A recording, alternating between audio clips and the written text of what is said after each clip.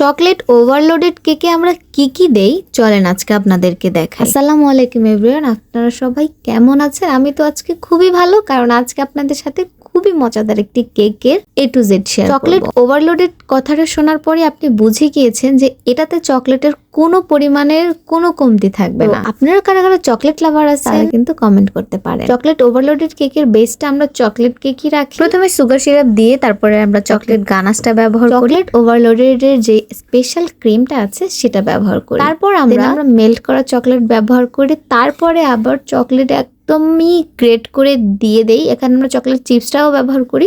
আমার কাছে চকলেট চিপসটা ছিল না বলে আমি চকলেট গ্রেট করে দিয়েছি। আপনারা দেখতে পাচ্ছেন আমি যে এখানে কোনো প্রকার কেক, ক্রিম বা যাই কিছু দিয়েছি কিনা কোনো কিছুই কিন্তু দেখা যাচ্ছে না। এত পরিমাণে ইউজ করা হয়। আসলে আমার তো মনে হয় এই কেকটা মানে প্রত্যেকটা বাইটে আপনি কেকের থেকে চকলেট বেশি পাবেন। এটাতে এত চকলেট ব্যবহার করা হয় আর এটা অনেক মজা। যারা চকলেট পছন্দ করে না তাদের কাছে এই কেকটা একদমই ভালো লাগবে না, এটা আমি বলতে পারি।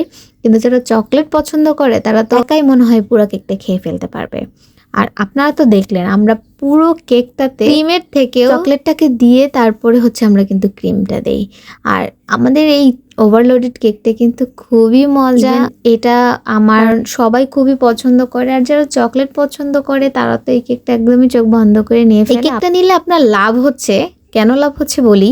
এই কেকটার ওয়েট আমরা সাধারণত 1 পাউন্ডে যেই ওয়েটটা দিয়ে থাকি, এই কেকটার ওয়েট কিন্তু অনেক বেশি হয়ে যায়, একদম 1.5 পাউন্ড 2 পাউন্ড হয়ে যায়। কারণ এত পরিমাণ চকলেট ব্যবহার করা হয়, এই কেকটার ওয়েট অনেকখানি হয়ে যায়। তো আপনি কিন্তু পাউন্ডের দামে কিন্তু আপনি 1 পাউন্ডের থেকে বেশি কেক নিয়ে যাচ্ছেন এই কেকটা অর্ডার করে। যারা এই কেকটা দেখে লোভ লেগে গিয়েছে তারা কিন্তু ইনবক্সে নক করে ফেলতে পারেন। সবাই ভালো থাকবেন, আল্লাহ হাফেজ।